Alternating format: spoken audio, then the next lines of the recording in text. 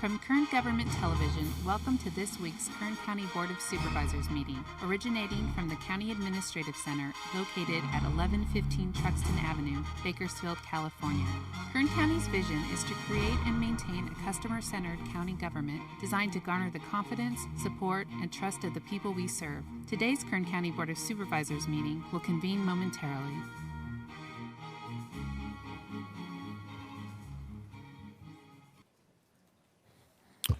Good afternoon. Welcome to the special meeting of Tuesday, July 9th. First item is roll call. Supervisor Gleason. Here. Supervisor Scribner. Here. Supervisor Maggard. Supervisor Couch. Here. Supervisor Perez. Thank you. Next item is the flag salute. It'll be led today by Supervisor Gleason, and please remain standing at the conclusion of that for a moment of prayer, silence, and meditation, whichever you prefer. Please join me in salute. I pledge allegiance to the flag of the United States of America and to the republic for which it stands, one nation, under God, indivisible, with liberty and justice for all.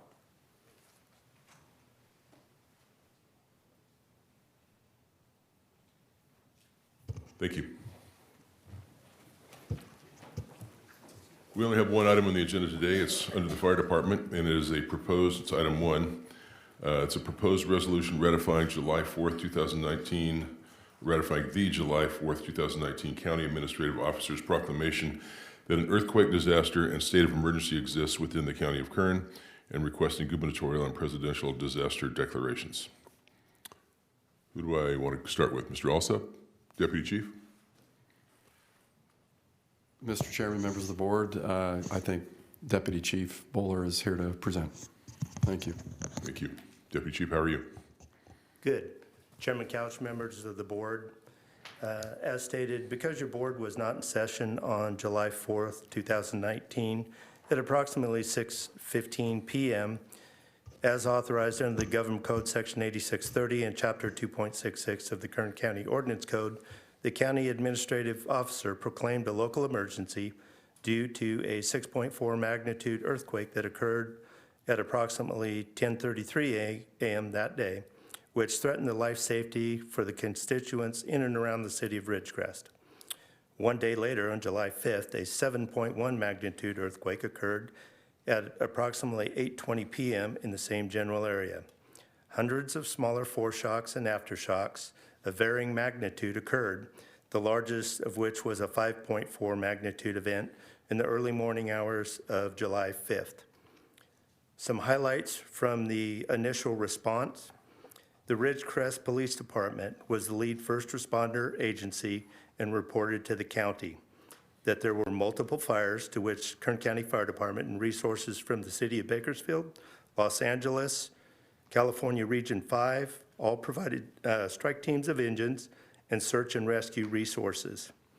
Law enforcement support to Ridgecrest was provided by the Kern County Sheriff's Department, Bakersfield Police Department, City of Taft, McFarland, Shafter, and Delano, as well as the CHP. Widespread power outage occurred after the 6.4 and the 7.1 quakes, leaving constituents, businesses, retail, the hospital, and local government facilities without power. Southern California Edison was able to restore power in phases approximately one day after each quake.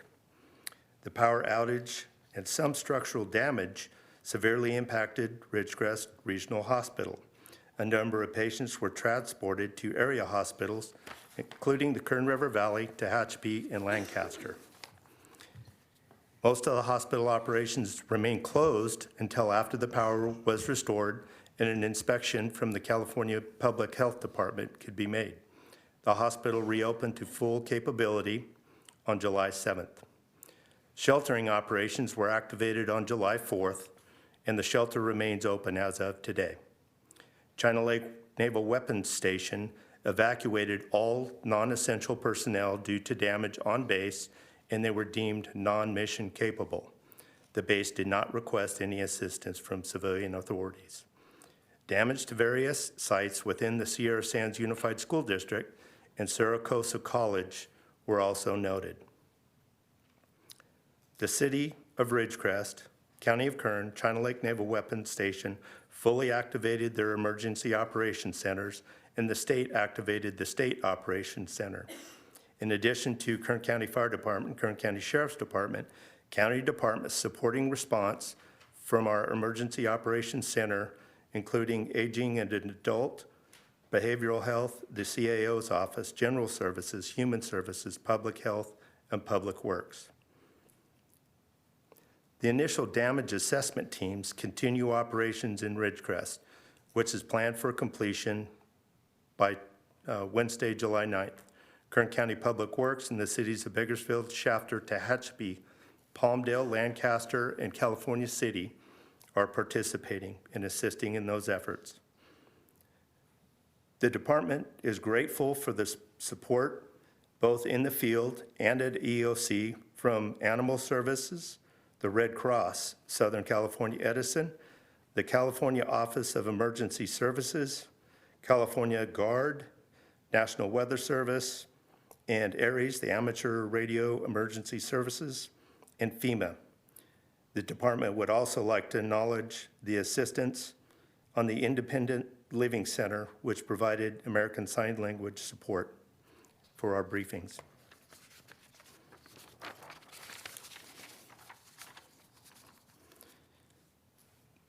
Due to the conditions of peril to the constituents of Kern County and the commitment of county resources, it is recommended that your board adopt a resolution ratifying local emergency proclamation issued by the county administrative officer on July 4th. Thank you, Chief. Any questions from the board before we open this up? Okay, seeing none, is there anyone here that would like to make a comment on this item? Seeing none, I'll return to the board for questions, comments. I'm going to assume that Supervisor Gleason would like to start. What makes you think that? I don't know. Thank you, Mr. Chairman. A couple of things I want to highlight on. The chief was good enough to give us Ms. Bowler was good enough to give us a rundown on the facts. I want to give you some inside story on some stuff that makes sure that we're all aware of the magnitude of the events and the emotional and physical impacts that it's had on the community in Kern County, from my perspective. First thing I want to say is I can't tell you how impressed and how thankful the people of Ridgecrest are and how impressed the people of Ridgecrest are with the performance of the Kern County as a whole. I mean, the EOC response was spectacular. It wasn't good. It was spectacular. It did not miss a beat. It was way ahead of the game, and things were happening before I even knew what the problem was. And it's a remarkable testament to the work of the people who have developed that scheme and who worked diligently during the operation, that the culture is there in Kern County to take care of its own, and to how that all transpired is beyond me. It's just a beautiful thing to watch. It's the second time I've had the pleasure, second time I've had to endure go through that, and it was, each time, it was truly remarkable. So my hat's off to you and to your team and to the organization, the CAO's office, the department heads, everybody who played a role in moving information and squelching misinformation and getting the job done as efficiently, as effectively as possible. I'm telling you, it's a model program. If it's not emulated throughout the country, it should be. What I saw from the first instances, minutes after the 7.1, and the confusion that was surrounding me, to the point where everything was getting done without me even knowing about it, was phenomenal. And it's once again, a testament to all the first responders and the system that we've developed, not just the first responders. Secondly, the first responders. Secondly, the first responders were spectacular. And when you talk about first responders nowadays, in my mind, my experience is it's certainly the fire department, certainly the sheriff's department, but it also goes to the public works guys, the behavioral health guys, the public health, the environmental health, the animal services. I know they weren't called this time, but during other times they are. All the people who come in to rush into a scene to create support for a tragedy that's occurring or had just occurred. They are first responders, and every one of them has done a spectacular job. And I can't think of anything where I can sit back and say we screwed up. I mean, I wish I could, because I like doing that. but really there was none. So I commend all of Kern County, all the department heads, everybody who's involved. I'm sure I left some people out, and I didn't do that intentionally, that everybody played a role in getting us to where we are. You're right, one home was lost. Many suspected damage. My home, everybody's home, has cracks in it where there were no cracks before, and we're going to get a look at it. And very few people had earthquake insurance because of the premium, so that's going to be an issue. Trailer homes off their mountings, you know, they're on slabs or jacks or something. There's several instances where they just fell over, and these are the people that are most in need. I mean, the socioeconomic situation of these people was critical, was difficult, and I can remember going to visit them, and they were cheery. They were sitting in the sweltering heat of the desert. They got out of their house, and they were sitting under shade structures that were donated somewhere, I don't know where, and they were just sitting there with their pets, and they were accepting life, and they were doing okay, and they knew things were happening, and they were very upbeat and positive, and it was just remarkable to the human spirit to see that at that particular type of situation. Driving through, I know I'm racing through stuff, but it's important that we do some understanding of this. Driving through Ridgecrest today, you would not, if you were driving down the main boulevard, China Lake Boulevard, you would not recognize the fact that we just had a 6.4 and a 7.1 earthquake. You just wouldn't know it. You wouldn't know it. We're not a very tall city, and we have very few high-rises. So very few high-rises. So the damage to the structures, exterior of the structures, wasn't significant. There were some instances of it, but not completely devastation like you'd expect, especially when you see that the 7.1 was phenomenal. But what you don't see, unless you stop and walk in a door and sit down and go into the building, is you don't see the devastation inside, on the other side of that door, where you see, you know, these convenience stores, these small businesses were hit bad, very badly. And all their wares and their merchandise are scattered, strewn all over the floor, cracked glass, everything all over the floor. It's a mess. You go into my house or anyone's house, you'll see nothing left on the walls. And you still don't see anything on the walls because we were still afraid of another earthquake coming through. You see family heirlooms shattered on the ground. You see pottery. You see all your wife's and your husband's things that you hold dear broken. And it's just significant when you open the door and walk in. Supermarkets took a beating. You can imagine what those looked like. The Albertsons and the Stater Brothers, that's just to name a few. The hospital went through heck. And they had a great CEO up there. His name is Jim Suver, and he's a wonderful guy. He's a go-getter. And he made some decisions, command decisions, to evacuate his hospital based on his concerns for the structural safety of the building. I mean, he didn't have anybody telling him it was unsafe, but he was worried that it wasn't, and he had reason to worry. So he made decisions and moved several dozen patients, all over Eastern Kern.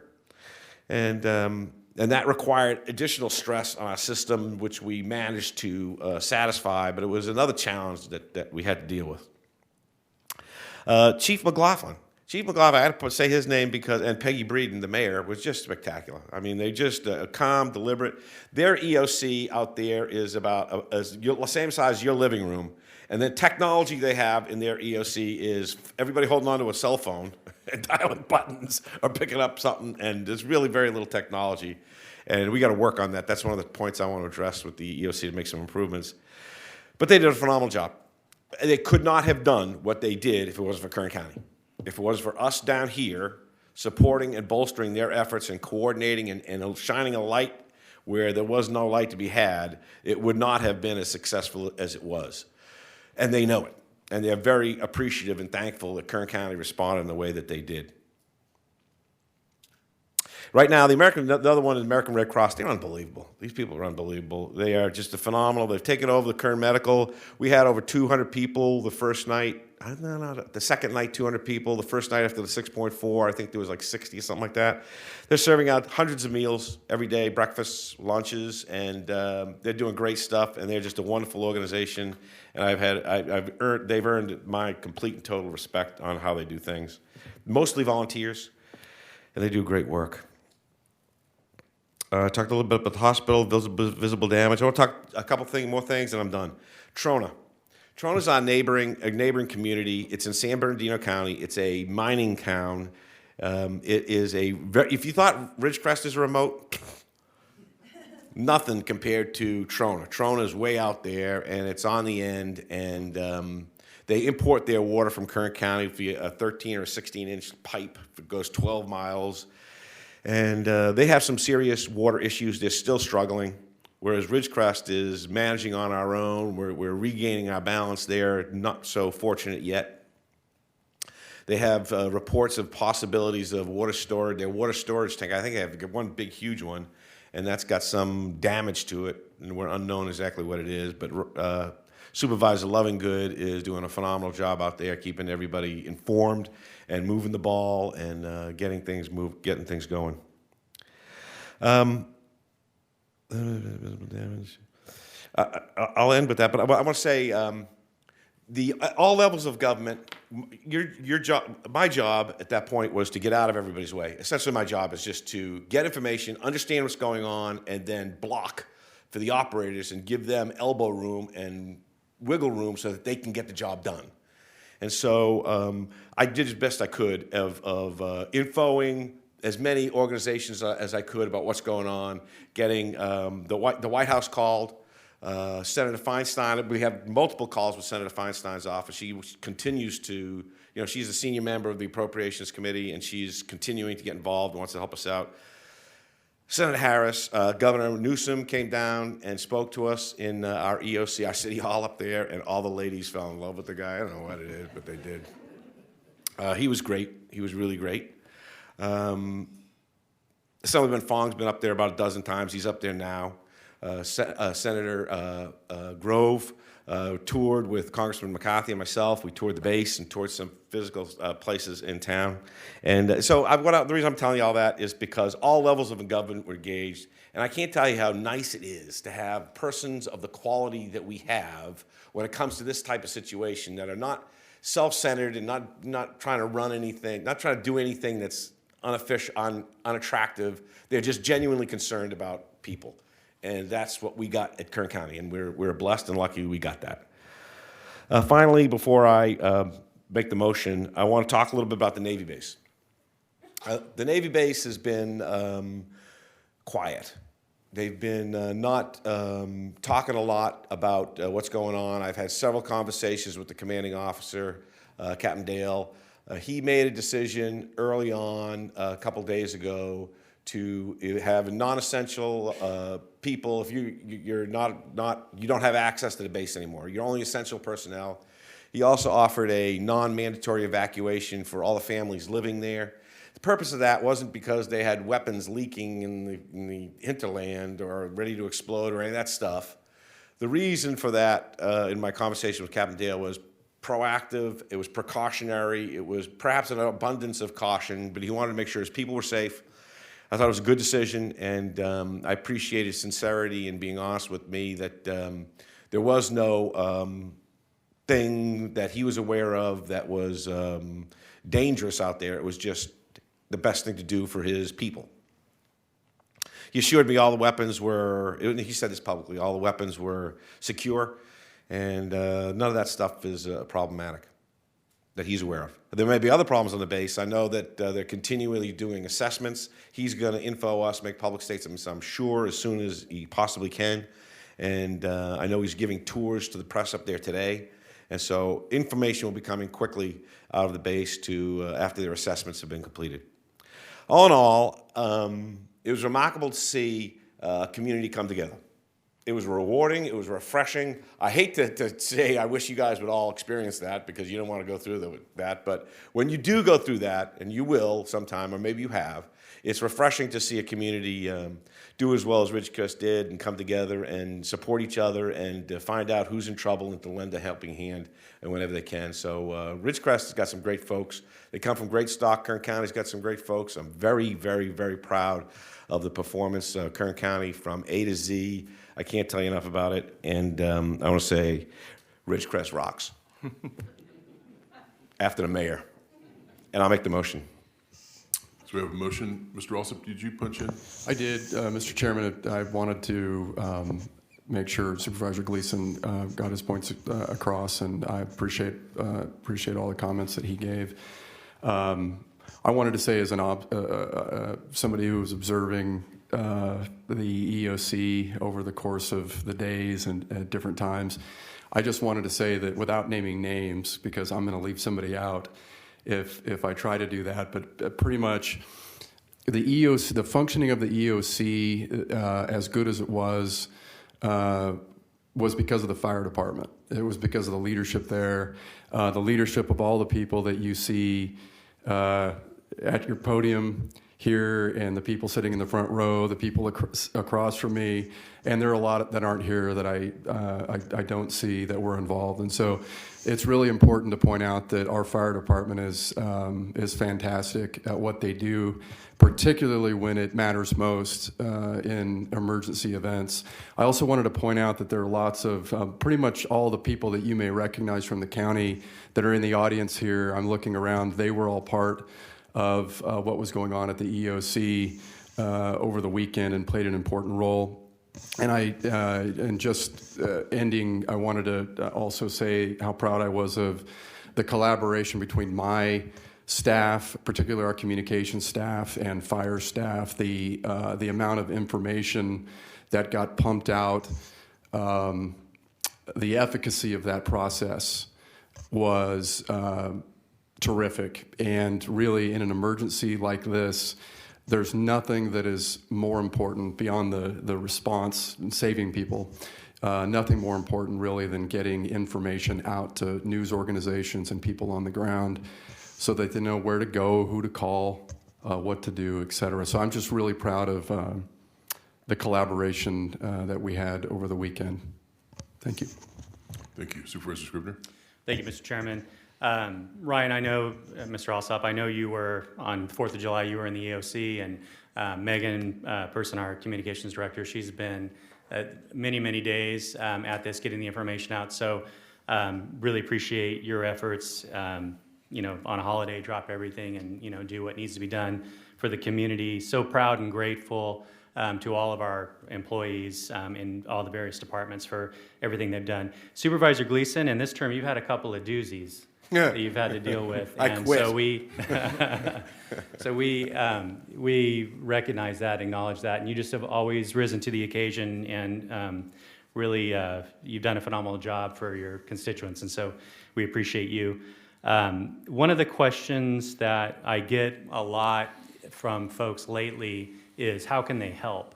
People are looking at this disaster that's happened and wondering what's the best vehicle, and so I'd like for somebody to acknowledge that. But I know this is very personal for you. You live out there, those are your folks.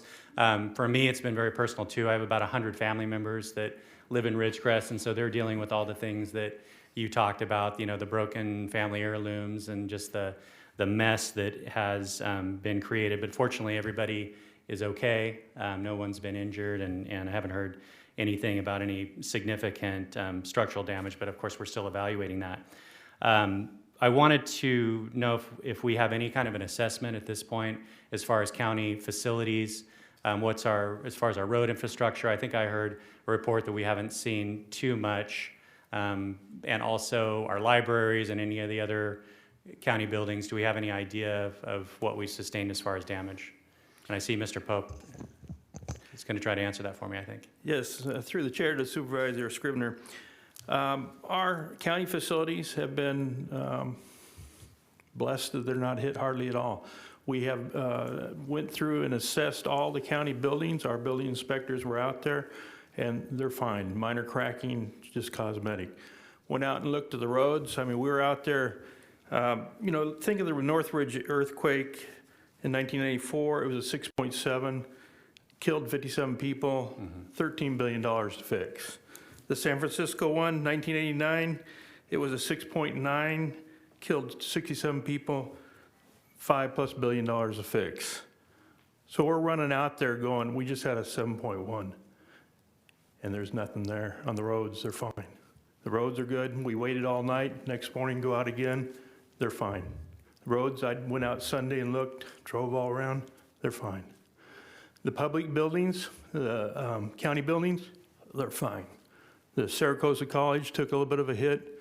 A lot of the trailers, that's really where the issue is. Some of them came off their stands, ripped the gas line, caught on fire, a couple of them burned down. That's a horrible thing. So those people, their world's turned upside down. But in general, the county facilities are looking very good. Thank you, Mr. Pope. That's certainly a good news, and that's a blessing. What about Supervisor Gleason? Do you have suggestions for folks when they want to try to help? I know the Kern Community Foundation has set up the Kern County Earthquake Disaster Relief Fund. That's one.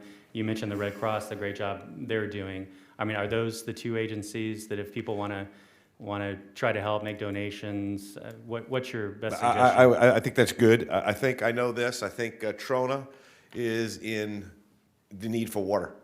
And I think we're working, I know Senator Grove has sent out about 5 truckloads worth.